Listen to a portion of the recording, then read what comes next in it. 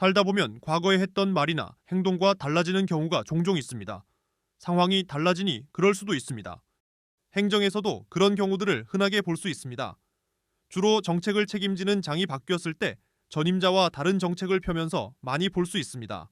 그런데 책임자는 그대로인데 정책이 달라진다면 뭔가 큰 상황 변화가 있을 겁니다. 그렇다면 사과를 하거나 양해를 구하고 동의를 얻는 과정이 필요합니다. 2022년 홍준표 대구시장은 대구시장에 취임하며 행정통합에 대해 아주 강한 반대의 목소리를 냈습니다. 공무원과 산하단체가 2분의 1에서 3분의 1이 줄어들고 국회의원 지역구도 엉망이 되는데 동의하겠냐는 등의 말이었는데요. 취임 기자회견에서는 수도권 집중을 막기 위해서 행정통합을 한다. 나는 그게 난센스 중에 난센스라고 봅니다. 라고 아주 강한 톤으로 이야기하기도 했습니다. 난센스의 뜻을 사전에서 찾아보니 터무니없는, 말도 안 되는 생각이나 말, 허튼 소리라고 설명합니다. 터무니없는 허튼 소리라더니 2년이 채 지나지 않은 2024년 5월 17일 청두시 자체가 2,500만입니다. 대구의 10배입니다. 그래서 청두시에서 돌아오면서 우리도 대구 경북도 통합하는 게 맞겠다. 그런 생각을 했습니다. 라고 말했습니다. 당시 중국을 방문한 뒤였는데 홍 시장은 자신의 오랜 생각이었다며 도를 없애고 광역시와 국가가 바로 되는 2단계 행정체계를 제시하며 행정통합을 밀어붙이기 시작했습니다. 최근 많은 비판을 받는 특별조례 개정을 두고서도 마찬가지입니다. 홍 시장은 대구시장에 당선되자마자 전임 시장이 임명한 단체장을 향해 원색적 비난을 했습니다.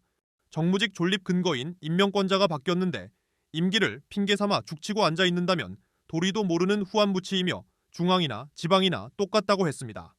그러면서 본인 능력이 출중해 그 자리에 간 것이 아니라고 했습니다. 전임 시장이 임명한 산하기관장은 물러나라는 압박은 취임하자마자 임기를 제한하는 특별조례를 만들어 쐐기를 박았습니다. 그런데 12.3 내란과 탄핵으로 조기 대선이 유력해지고 출마를 노리면서 시장직을 중도에 사임하면 예외로 하자며 조례 개정을 시도하고 있습니다. 본인이 그렇게 비난했는데 갑자기 입장을 바꾼다. 그래서 제 식구 챙기기에만 급급할 뿐 대구 시민은 안중에도 없다는 비난을 받고 있습니다. 대구시민단체연대회의에서 기획위원장을 맡고 있는 최현진 대구여성장애인연대 사무국장은 업무의 효율성을 떨어뜨릴 뿐 아니라 단체들의 활동을 흔들게 하는 것입니다.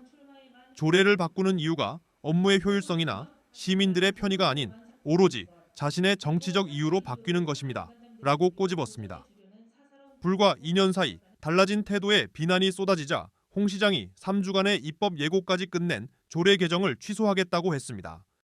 홍준표 시장은 임기 일치 조례를 개정을 하려고 했는데 개정을 안 해도 임기 보장이 됩니다. 법률을 검토해 보니까 그 사이 선거법이 개정된 걸 간과를 했습니다. 2월 28일 이후로 대구시장직을 사퇴하게 되면 산하기관은 임기 보장이 됩니다. 라고 덧붙였습니다. 공직선거법이 2020년 12월 개정돼 1년에 한 번 치르던 단체장 보궐선거는 2월을 기준으로 4월과 10월로 나누어 보궐선거를 치릅니다. 그런데 자녀 임기가 1년이 되지 않으면 보궐선거를 하지 않을 수 있다는 점을 이용하겠다는 겁니다. 2017년 대선에 나서며 자정이 다 돼 경남도지사를 사퇴해 보궐선거를 무산시킨 꼼수를 또 하고 있다는 지적을 받습니다. 은재식 대구시민단체 연대회의 공동대표는 자신의 말을 뒤집고 경솔하게 입법 예고했다가 내로남불 비판에 봉착하자 이제는 공직선거법 조항을 찾아 사퇴 시기를 저울질하여 공공기관장 임기를 챙기는 것을 보면 한밤의 해프닝이나 꼼수가 아니라 왜 이렇게까지 하는지에 대한 강한 의문이 제기될 정도입니다. 라고 비판했습니다. 12.3 내란과 탄핵 사태로 유력해진 조기 대선 전국에 벌인 어처구니 없는 조례 개정은 취소했습니다. 그렇지만 대구시정 공백이나 정무직 임기에 따른 혼란이나 갈등을 줄이기보다 제 식구 챙기기에만 급급하다는 비판은 계속되고 있습니다. 물론 시민들에 대한 사과도 없었습니다. 정말 대구시장 자리를 정치적 존재감만 유지하며 중앙정치 복귀를 위한 발판으로만 여기는 건 아닌지요.